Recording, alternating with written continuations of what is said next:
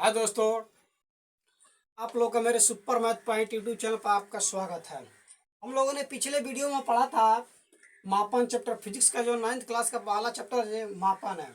आज हम लोग पढ़ेंगे गति का वर्णन। दूसरा का चैप्टर जो है गति का वर्णन है। पिछले चैप्टर में आपको फिजिक्स क्या है, फिजिक्स किस तरह से आया, ये सब बता दिए थे। आज हम लोग पढ़ेंगे गति का वर्णन। तो सबसे गति का वर्णन में हम लोग टॉपिक पढ़ना है, गति पर दूरी पढ़ना है, विस्थापन पढ़ना है, प्रारंभिक चाल पढ़ना है, अंतिम चाल पढ़ना है, त्वरण पढ़ना है, वृत्त की त्रिज्या पढ़ना है, औसत चाल पढ़ना है और कोणीय वेग पढ़ना है।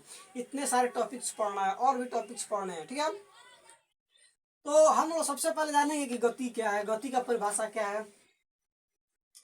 हम लोगों ने जीप को चलते हुए देखा है, रेलगाड़ी को चलते हुए देखा है, मोटरसाइकिल को चलते हुए देखा है, ठीक है। जब जब कोई वस्तु एक स्थान से दूसरे स्थान तक जा रहा होता है तो गति में उसको समझा जाता है। सिंपल तरीका से इस बात को समझ लेते हैं पहले कि जब कोई वस्तु होता है एक स्थान से दूसरे स्थान तक जाता है, जैसे कि हम लोग मोटरसाइकिल चला रहे होते हैं, ठीक है। तो हम लोग मोटरसाइकिल चलाते तो अपने घर से जब हम निकलते हैं तो मोटरसाइकिल चलाते वक्त किसी दूसरे स्थान पर जाते हैं तो मोटरसाइकिल जो क्या है गति में चलता है, गति में रहता है, तो ना एक स्थान से दूसरे स्थान तक हम पहुंच जाते हैं। ट्रेन है, हमको मान लिया अब दिल्ली जाना हो तो अपने हम जाएंगे अपने नज़दीक के स्टेशन पे और स्टेशन पे जाकर हम ट्रेन पकड़ेंगे और स्टेशन से जब ट्रेन खुलेगी तो गति में रहेगी तो ना हम दिल्ली पहुंचेंगे। इस तरह से जितने भी वस्तु हैं जो एक स्थान से दूसरे स्थान तक हम जाते हैं या हमको वो ले जाते हैं, वो सब क्या है गति में रहते हैं, ठीक है। तो हम लोग गति का परिभाषा दे सकते हैं कि जब कोई वस्तु समय के साथ समय के साथ निश्चित बिंदु के सापेक्ष स्थान में परिवर्तन करता है तो उस वस्तु को हम गति में होना समझते हैं। बात समझिए, जब किसी वस्तु को समय के साथ निश्चित बिंदु के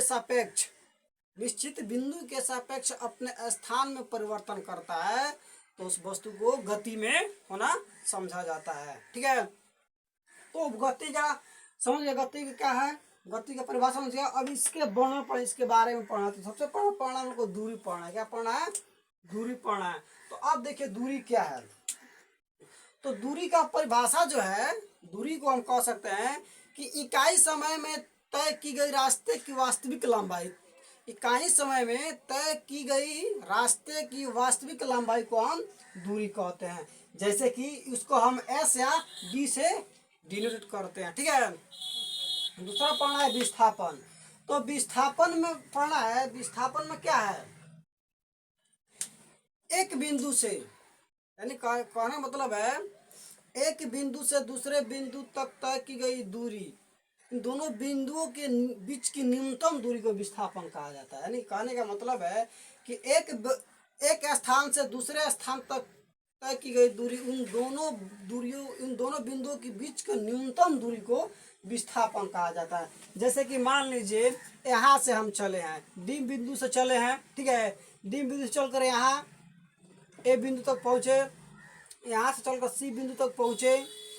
अब देखिए यहाँ से यहाँ गए और यहाँ से यहाँ आए तो ये तो हमारा डिस्टेंस हुआ, ये क्या हुआ, ये हमारा दूरी हुआ, ये सब मिलकर क्या हुआ, हमारा ये दूरी हुआ। लेकिन डायरेक्ट यहाँ से जो यहाँ हम आए, ये जो हमारा इस दोनों बिंदुओं के बीच की न्यूनतम दूरी जो है यही कहलाता है विस्थापन।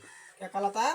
यही कहलाता है विस्थापन। तो परिभाषा में क्या बताते हैं, एक बिंदु से दूसरे बिंदु तक जाने तय की गई दूरी, उनकी बीच की न्यूनतम दूरी को, देखिए यहाँ से यहाँ तक, यहाँ से यहाँ तक ये दूरी है, लेकिन इन दोनों बिंदुओं के बीच की न्यूनतम जो दूरी है, न्यूनतम सबसे कम जो दूरी है उसको कहते हैं विस्थापन। बात समझ गए? अब पढ़ा प्रारंभिक वेग। प्रारंभिक वेग का मतलब होता है कि जब हम किसी वस्तु को चलाते हैं, जब किसी वस्तु को चलते, जैसे मोटरसाइकिल हाँकते हैं ना आप लोग, तो जब हम घर से मोटरसाइकिल निकाल कर मोटरसाइकिल में जब बैठते हैं तो मोटरसाइकिल जो है स्टॉप गति में रहता है, यानी कि रुका हुआ रहा, विरामावस्था में रहता है। जैसे हम गाड़ी को गियर में लगाकर आगे बढ़ाते हैं तो जब गाड़ी जब विरामावस्था में रहता है, देखिए बात समझिए, गाड़ी जो है विरामावस्था में रहेगा शून्य स्पीड में। जैसे आपकी गाड़ी एक्सेलेरेटर लेकर गाड़ी बढ़ाते हैं तो गाड़ी क्या आती है, गाड़ी की चाल जो है बढ़ने लगती है। क्या होता है, गाड़ी की स्पीड जो है बढ़ने लगता है। जैसे जीरो से बढ़ा, यानी कि एक मीटर प्रति किलोमीटर, एक घंटा पर किलोमीटर, यानी कि 1 किलोमीटर प्रति घंटा का स्पीड। फिर उसके बाद 2 किलोमीटर प्रति घंटे का स्पीड होता है। यानी कि जैसे जीरो से जैसे ये आगे बढ़ना शुरू किया तो यहाँ ये हमारा होता है प्रारंभिक चाल।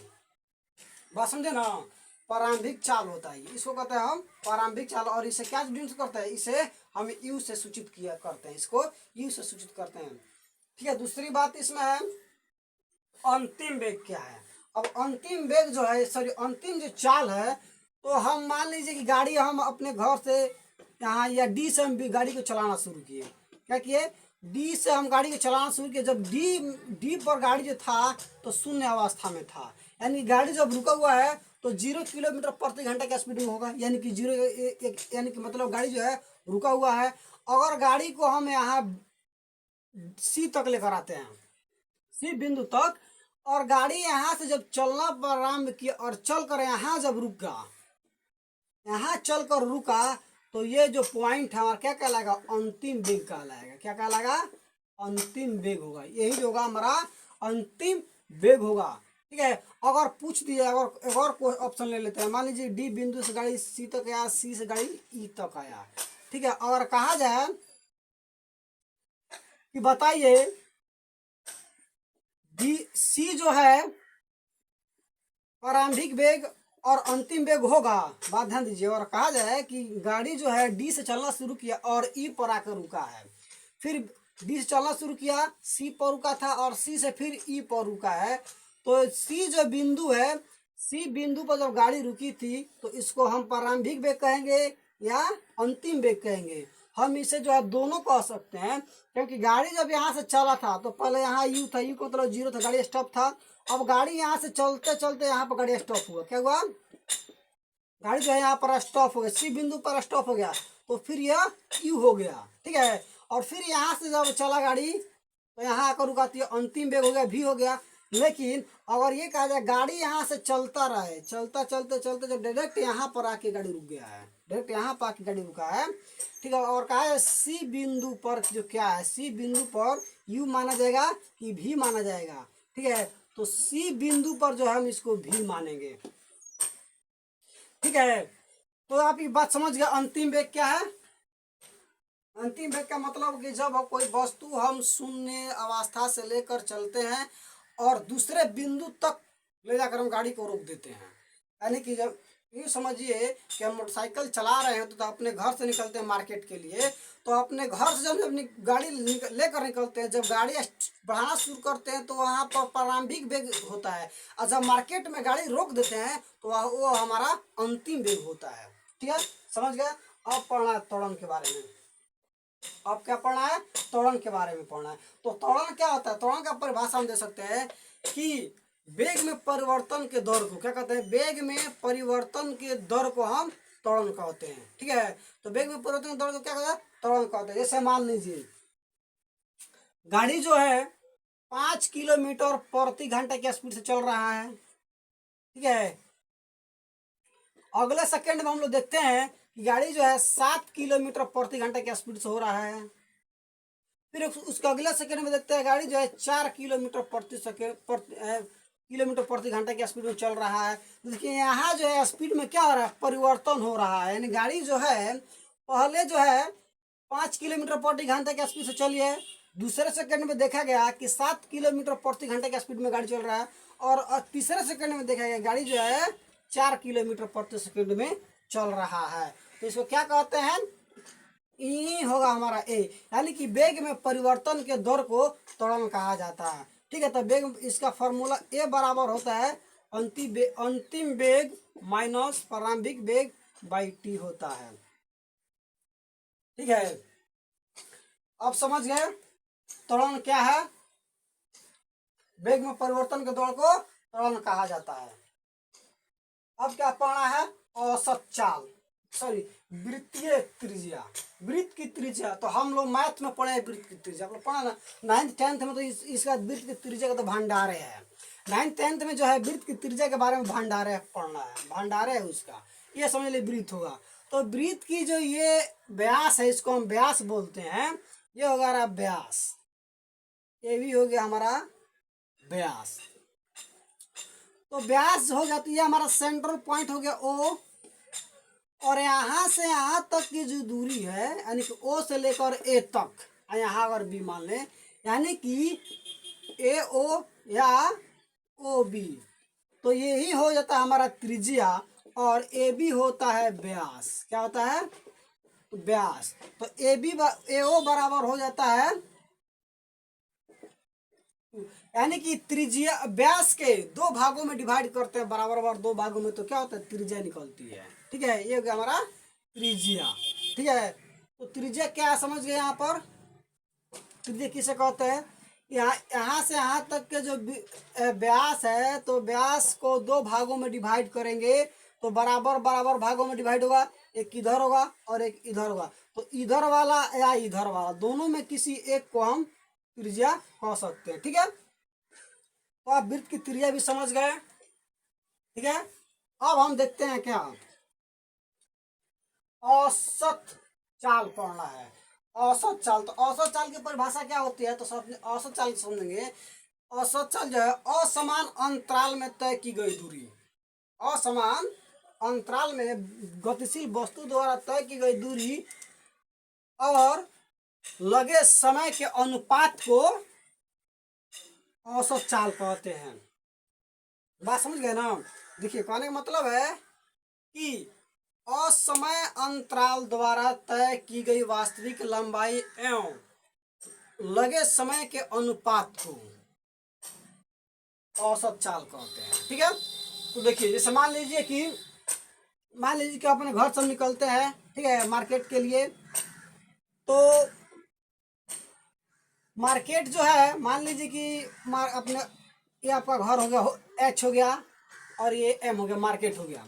अपने घर से यानी कि होम से जब निकलते हैं, ठीक है, तो यहाँ आए, यहाँ को एफ मान लीजिए किसी दोस्त के पास आप रुक गए, है, यहाँ आप आकर किसी दोस्त के पास रुक गए जो कि 5 किलोमीटर प्रति घंटा की स्पीड से गाड़ी लेकर आए हैं।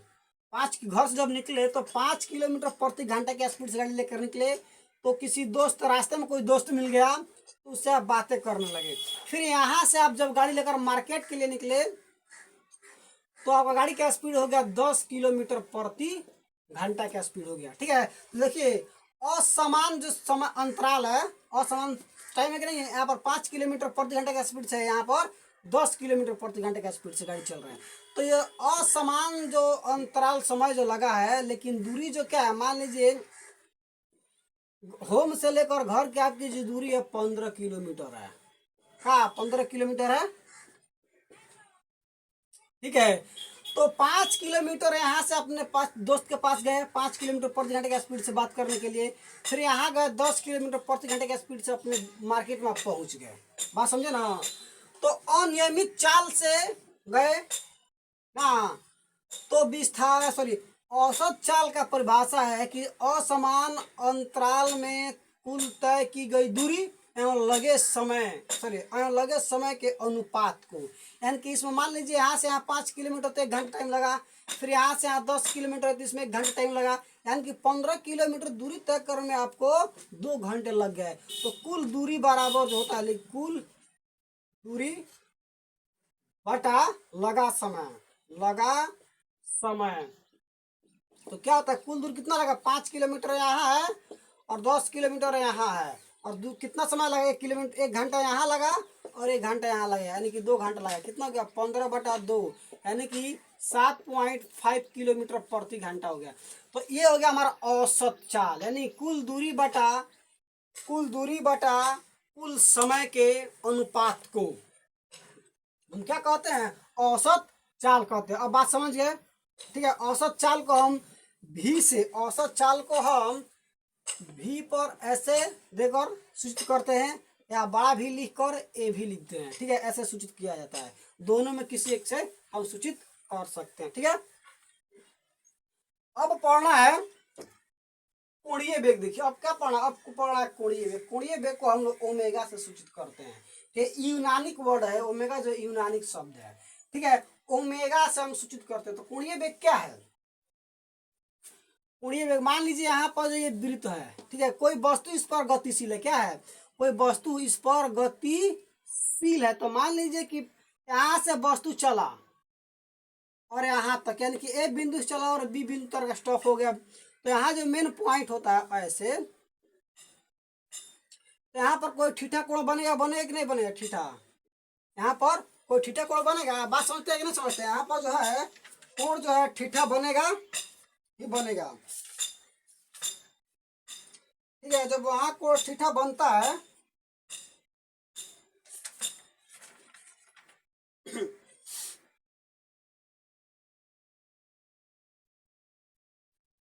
ठीक है, यहाँ पर कोई ठीठा बनता तो यही होता है क्या हमारा कोणीय बेग, सॉरी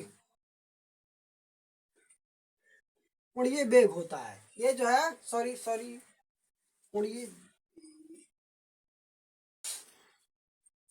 ठीक है। तो हम लोग पढ़ा पढ़ा था कोणीय बेग के बारे में। तो कोणीय बेग जो है, यहाँ से समझे कि वस्तु यहाँ तक अगर आया और ए से चला शुरू किया और बी तक आकर रुक गया और यहाँ पर क्या ये ठीठा कोण बनाया, तो हम परिभाषा दे सकते हैं इसका कि वृत्तीय पथ पर, वृत्तीय यानी कि वृत्तीय पथ है कि नहीं है, ये वृत्तीय पथ पर गतिशील वस्तु द्वारा इकाई समय में बनाया गया कोण क्या होता है? कोणीय बेग कहलाता है। ठीक है, तो देखिए यहाँ से जब चलना शुरू किया है, यहाँ पर आ गया, तो यहाँ जो सेंट्रल पॉइंट है सर्कल का, तो यहाँ से हमने मिला दिए थे, एक कोण बनाया कि नहीं बनाया? यहाँ से एक ठीठा कोण बना दिया, तो यहाँ से जब बनाया तो इसी को लोग क्या कहते हैं? कोणीय बेग कहते हैं, और इसे ओमेगा से सूचित किया जाता है। ठीक है, तो आज हम लोग इसका इंट्रोडक्शन समझ गए, इसके इतना टॉपिक हम लोग पढ़ना था। ठीक है, गणित का वर्णन में। अब इसके अंदर इस चैप्टर खत्म नहीं हुआ है, हम बताएं कि आपको क्या क्या पढ़ना है इस दूसरे चैप्टर में। दूसरा जो चैप्टर है गणित गति का वर्णन, इसमें इतने सारे टॉपिक्स पढ़ना है, तो हमने टॉपिक्स का आपको परिभाषा बताया, थोड़ा बहुत फॉर्मूला बताया है। ठीक है, अब इन टॉपिक्स के बारे में हम लोग पढ़ेंगे, इसके अंदर दूरी में क्या है, विस्थापन में क्या है, इस पर कुछ एग्जाम्पल दिए जाएंगे, कुछ क्वेश्चन बनाए जाएंगे। ठीक है, और इस चैप्टर में पढ़ना अभी सदिश राशि है। ठीक है, सदिश राशि है, अदिश राशि है, और इसमें पढ़ना विस्थापन जो दे दिए हैं, इस पर कोई जो प्रारंभिक चालक वेग से कुछ क्वेश्चन बनाना है, त्वरण पर क्वेश्चन बनाना है ना, और विरामावस्था पढ़ना, गति का अवस्था पढ़ना, बहुत सारा अवस्था पढ़ना। ठीक है, तो आई होप आपको ये वीडियो बहुत अच्छा लगा होगा। तो मेरे वीडियो को लाइक या सब्सक्राइब जरूर करें, साथ में बेल आइकन को जरूर दबाएं, ताकि जब भी कोई मैं नई वीडियो तो सबसे पहले आप तक पहुंचे। ठीक है, अगर आपको किसी भी फिजिक्स, केमिस्ट्री, मैथ में किसी भी चैप्टर में कोई भी टॉपिक में आपको समस्या है, प्रॉब्लम है, तो आप कमेंट बॉक्स में कमेंट जरूर करें, और उस टॉपिक को मैं जल्द ही आसान तरीके से सॉल्व करके समझा कर मैं वीडियो अपलोड करूंगा, ताकि सबसे पहले आप तक पहुंचे और आप अच्छे से समझ सकें। ठीक है, तब तक के लिए धन्यवाद।